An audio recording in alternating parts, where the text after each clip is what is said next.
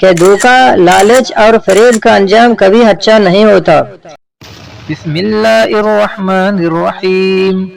ایک زمانے کی بات ہے کہ ایک گاؤں میں ایک دودھ بیچنے والا آدمی رہتا تھا۔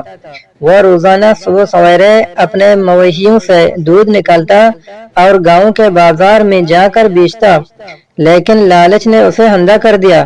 اس نے خالص دودھ میں پانی ملانا شروع کر دیا تاکہ دودھ کی مقدار زیادہ ہو جائے اور وہ زیادہ کمائی کرے۔ لوگوں کو پتہ نہیں چلتا تھا اور وہ سکون سے دودھ خریدتے اور استعمال کرتے رہے، جبکہ وہ بے خبر تھے کہ ان کے ساتھ دھوکہ ہو رہا ہے۔ ایک دن وہی دودھ فروش حسب معمول دودھ میں پانی ملا کر بیچنے نکلا۔ اس کے تمام عمل کو ایک بندر درخت کی شاخوں پر بیٹھا غور سے دیکھتا رہا۔ بندر کو کچھ سمجھ تو نہ آئی، لیکن وہ انسان کی حرکتوں کو بڑے غور سے دیکھتا رہا تھا۔ وہ آدمی دن بھر دھوکہ دہی سے کمائے ہوئے پیسے لے کر ایک درخت کے نیچے آرام کرنے کے لیے لیٹ گیا۔ وہ درخت ایک خوبصورت ندی کے کنارے پر تھا۔ اتفاق سے وہی بندر اس درخت پر رہتا تھا۔ جب اس نے دیکھا کہ وہ آدمی گہری نیند میں سو گیا ہے تو نیچے آ کر اس کا بٹوا اٹھایا اور درخت پر چڑھ گیا۔ پھر اس نے عجیب کام کرنا شروع کر دیا۔ بٹوے میں موجود نوٹوں کو ایک ایک کر کے نکالا۔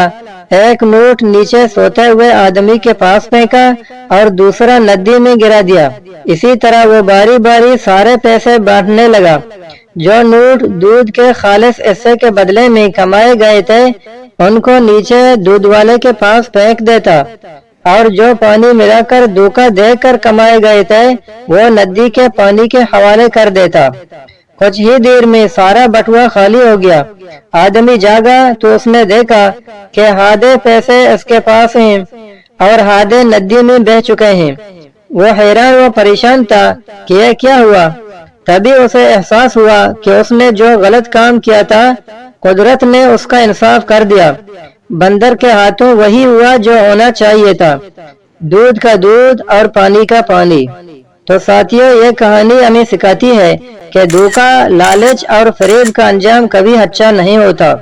انسان جو کچھ کرتا ہے وہ لوٹ کر ضرور آتا ہے، چاہے دنیا دیکھے یا نہ دیکھے۔ قدرت سب دیکھتی ہے، اور جب قدرت انصاف کرتی ہے تو ایسا کرتی ہے کہ کوئی شک باقی نہیں رہتا۔ ہمیں یہ سبق ملا کہ دنیا میں اگر انسان انصاف نہ کرے تو قدرت اپنے انداز میں انصاف کر دیتی ہے۔ دھوکہ دہی کا انجام کبھی اچھا نہیں ہوتا۔ دودھ کا دودھ اور پانی کا پانی ہونا یعنی انصاف کا ہونا ضروری ہے۔ یار ایک بات میری سمجھ میں نہیں آتی، جیسا تم لوگ بڑے یوٹیوبر کو سپورٹ کرتے ہو تو چھوٹے یوٹیوبر کی ویڈیو آتے ہی اس کو اسکیپ کیوں کر دیتے ہو؟ ایک بار اس کی ویڈیو کو دیکھو، اس پر اس نے محنت کی ہوتی ہے، اور لائک، سبسکرائب کرنے سے پیسے تھوڑی لگتی ہے۔